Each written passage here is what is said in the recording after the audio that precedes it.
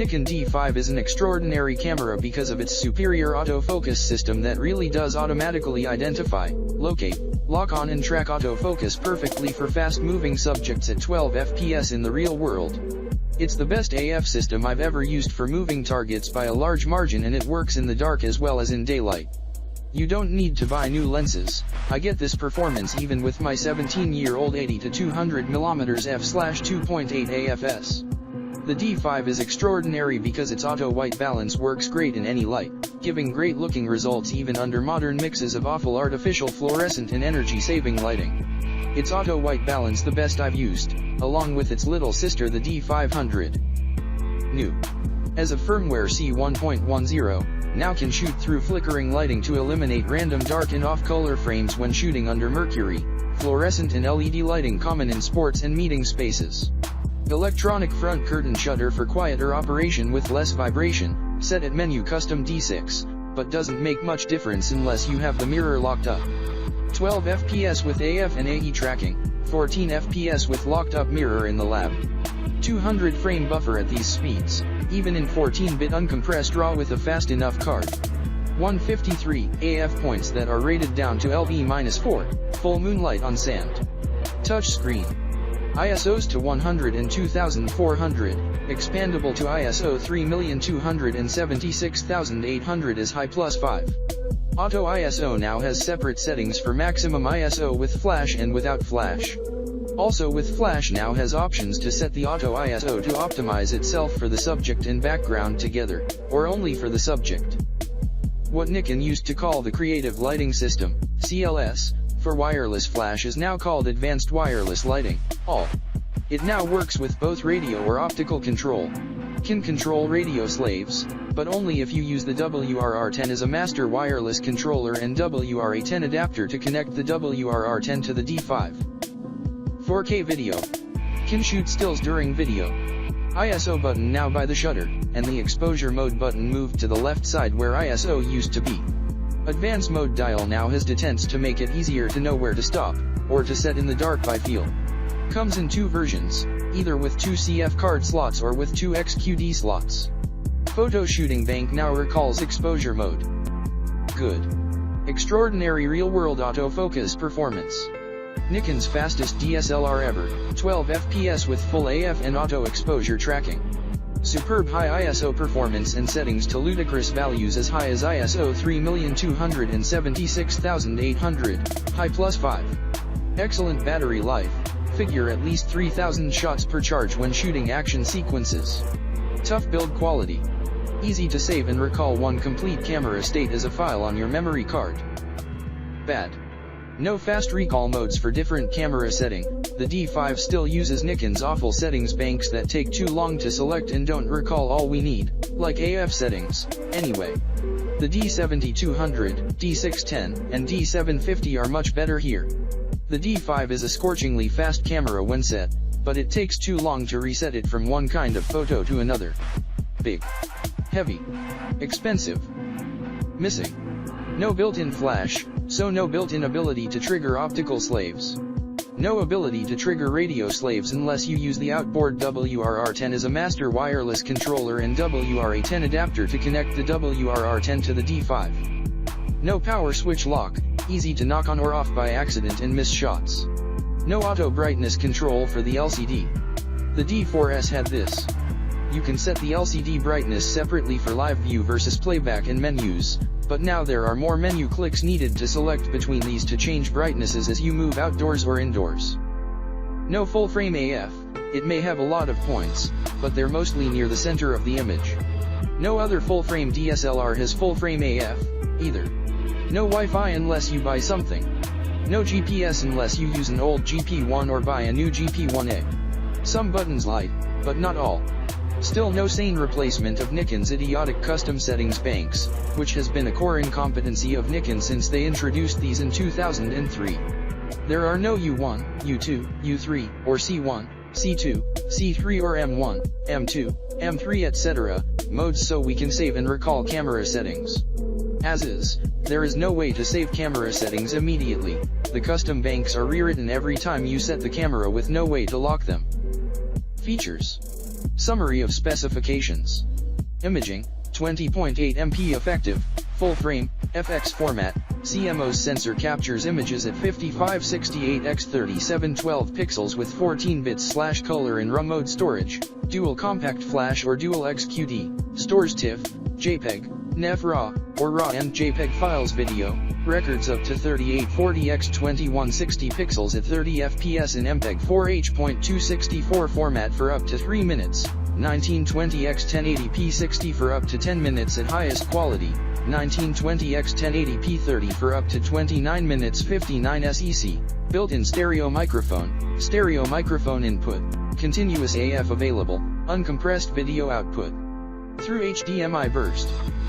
Rate, full-sized JPEGs, fine mode, up to 200 shots at 12 fps, RAW, up to 102 shots at 12 fps, 14-bit uncompressed, TIFF, up to 92 shots at 12 fps AF system, TTL phase detection with 153 illuminated focus points, 99 cross-type sensitive to f/5.6, 15 sensitive to f/8, total, 55, 35 cross-type and 9 sensitive to f/8, are selectable, single shot, continuous, 3D focus tracking, tested sensitivity down to f2, at ISO 100, f/1.4, rated to 4F, AF points are grouped and selected by area live. View, full-time contrast detection shutter speeds, 1/8000 to 30 SEC, plus B, 1/3-, 1/2-, or 1 EV increments, shutter life rated to 400,000 cycles, flash sync to 1/250 SEC metering, TTL metering using 180,000 pixel RGB sensor, matrix, evaluative, center weighted, 75% weight given to 4.5% circle in center of frame, and spot, approximate 1.5% of finder at center, range, 3 to 20 ev, at ISO 100.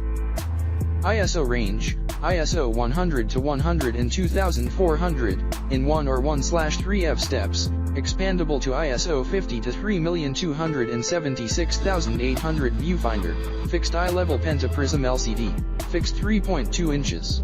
TFT with 2,359,000. Resolution, 5-step brightness adjustment, touchscreen for playback only output, micro USB 3.0, mini HDMI video, stereo headphone mini jack, gigabit Ethernet battery, rechargeable and L18 Li-ion, CIPA rating, 3,780 shots with optical viewfinder size/weight, 6.3x 6.3x 3.7 in, 3.1 pounds with 2 XQD cards and battery. Street price, $6,497, body only.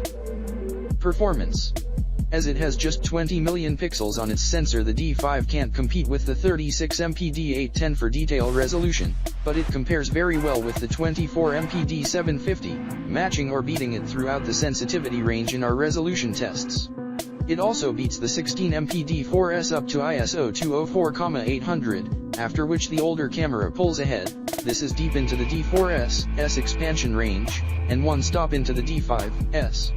Significantly, in real-world shooting, the D5 produces much better-looking images at ISO 409,600, the D4S's maximum extension value.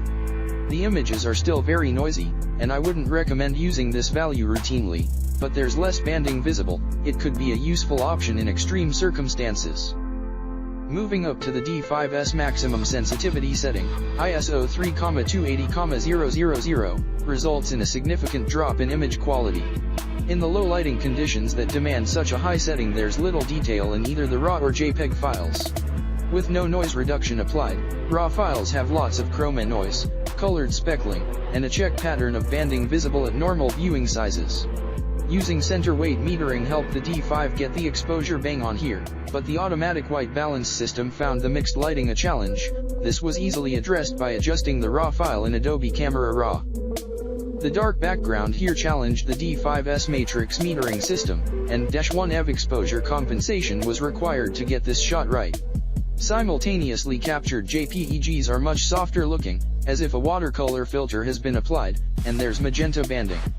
There could be a use for this setting for surveillance work, when it may be necessary to record the location of large objects, but it's unlikely to be used often. Many details are rendered unrecognizable, although some outlines are visible. The lower high expansion settings produce better results, and could be of use for reporting when image quality isn't the prime concern, but as a rule I'd recommend keeping below ISO 102,400.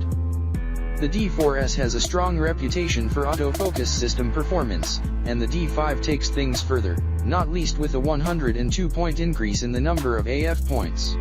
When the active AF point is over the subject, the D5 does an excellent job of keeping it sharp in single-point AF mode. However, the 25 and 72-point dynamic area AF options increase the chances of an active AF point being over the subject, and increase the hit rate with subjects that move around the frame as well as changing distance to the camera. Despite the low light, the D5's AF system was able to keep up with these go-karts, and noise is controlled extremely well for ISO 25,600. Having a maximum continuous shooting rate of 12 FPS increases your chance of success with shots like this one, taken during a workshop with Aspire photography training. The 153-point and auto area AF modes can be helpful, but in busy surroundings there's an increased chance of the camera latching onto the wrong target, especially in low light and or low contrast situations. When photographing at a low-light go-karting track, I was acutely aware of when I had the active AF point/area over the subject. When this was the case, the camera did an excellent job of keeping the subject sharp. The 3D tracking option can be useful, but it relies on a strong color contrast between the subject and the background. If this isn't the case, it tends to get distracted, and jump to other areas of the frame. In other respects, the D5 performed well. The matrix metering system is fairly easily influenced by very dark or bright sections in the scene, but it's usually predictable. In the high contrast conditions of the Moscow State Circus, for example, the dark surroundings tricked the matrix system into overexposing the brightly illuminated subject. Center-weighted metering was a better choice. Color-wise, the D5 tends towards quite subtle tones in the natural environment when using the standard picture control mode, which is likely to appeal to photographers who are used to processing files. In other instances, with bolder colors, images look more vibrant and punchy. Our lab tests indicate that the camera tends towards higher saturation, which is often more attractive. The video produced by the D5 is of high quality, with good color and plenty of detail. Lab test, resolution. We chose two rival cameras for the Nikon D5 to see how it measured up in our lab tests, the Nikon D4S and the Canon EOS 1D XMK2. We've carried out lab tests on the Nikon D5 across its full ISO range for resolution, noise, including signal-to-noise ratio, and dynamic range. We test the JPEGs shot by the camera, but we also check the performance with RAW files. Most enthusiasts and pros prefer to shoot RAW, and the results can often be quite different. JPEG resolution analysis. The D5's JPEGs either match or beat comparable files from the D4S and Canon 1D XMK2 for resolution. It particularly impresses at the highest sensitivity values, though it's worth remembering that these measurements are made with a chart that is in good light. RAW, converted to TIFF, resolution analysis. The D5's RAW files, after conversion to TIFF, follow the same pattern as the JPEGs, indicating that it's a step up from the D4S for detail resolution, and able to beat the 1D XMK2 at many sensitivities. Lab test, dynamic range. Dynamic range is a measure of the range of tones the sensor can capture. Cameras with low dynamic range will often show blown highlights or blocked-in shadows. This test is carried out in controlled conditions using DxO hardware and analysis tools. We use DxO Analyzer to measure noise and dynamic range in controlled laboratory conditions. Dynamic range is measured in exposure values, EV. The higher the number, the wider the range of brightness levels the camera can capture.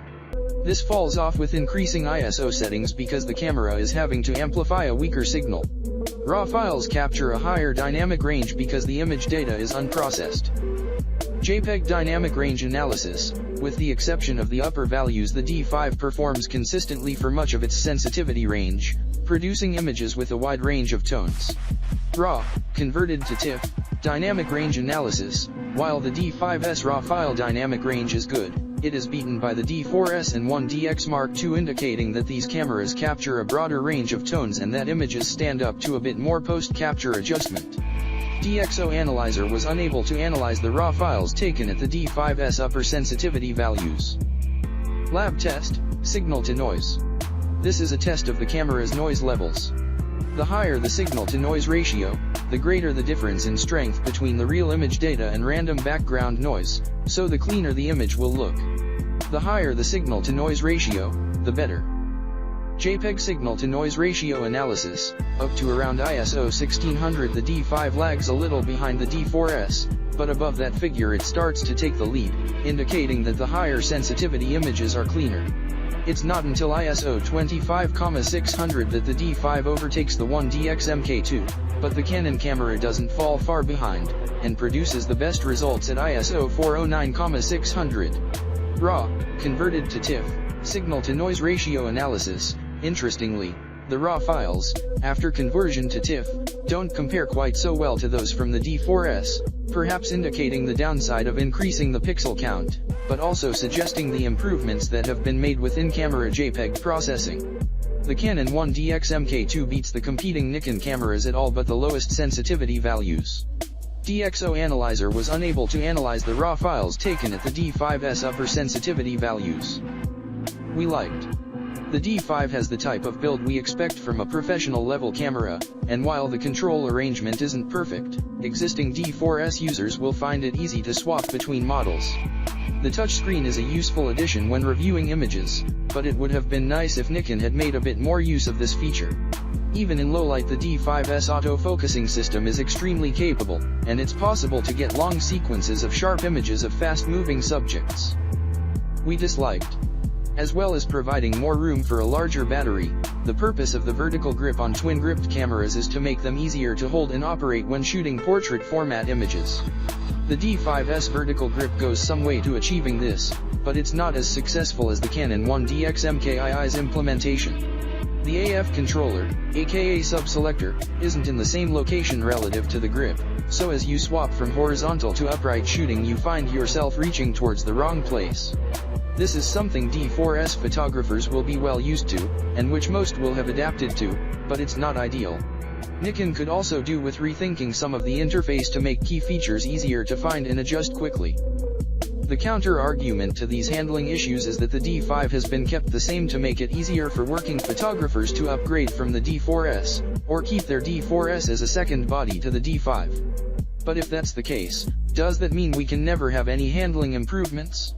The D5's limited 4K recording capability is disappointing, and it rules the camera out for many photographers wishing to shoot both stills and video professionally.